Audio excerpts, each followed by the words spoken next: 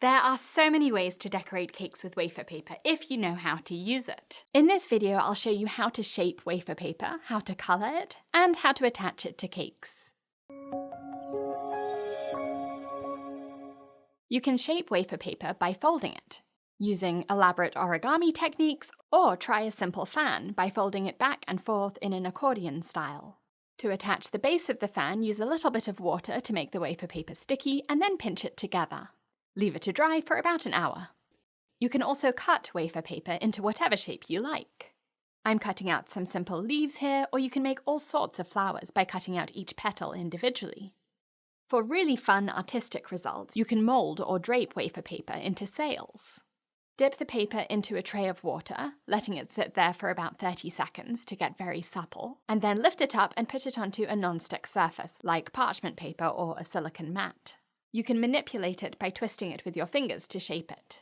Leave it to dry overnight to set the shape. There are lots of different ways to colour wafer paper using gel colours, which are the ones that you would use to tint your buttercream. If you're making a sail, the quickest way to colour your paper is to add the gel colour to the water before you dip the wafer paper into it. The colour will look a little bit different when it's in the tray of water compared to the final colour on your wafer paper. The benefit of colouring your wafer paper this way is that you'll get perfectly even coverage all over.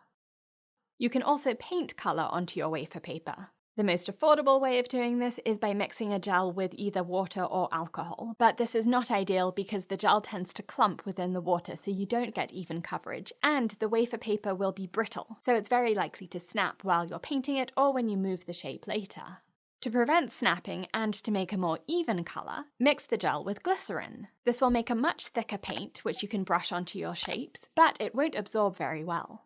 You can see that this is sitting on top of the wafer paper rather than sinking in. For the best results, use both glycerin and either water or alcohol. This will make the wafer paper very supple so it doesn't snap, and you'll get a beautiful coverage of colour. The benefit of alcohol over water is that it evaporates more quickly, so your shape will dry more quickly.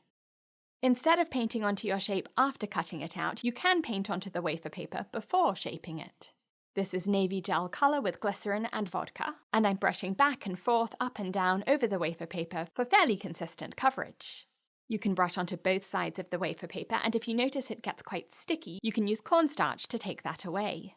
It's best to use a powder brush for this to spread the cornstarch evenly without leaving big clumps on the wafer paper.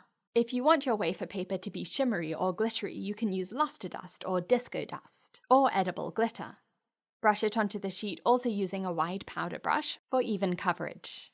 For metallics, mix a luster dust like gold or silver with alcohol, or a clear extract like lemon extract or clear vanilla extract. If you use too much liquid, the paint won't be bold, so aim for a thin paste rather than a runny liquid. Use a thin paintbrush to dip into it and then paint onto your wafer paper, for example along creases or around the edges. Okay, now how do you attach these decorations to cakes?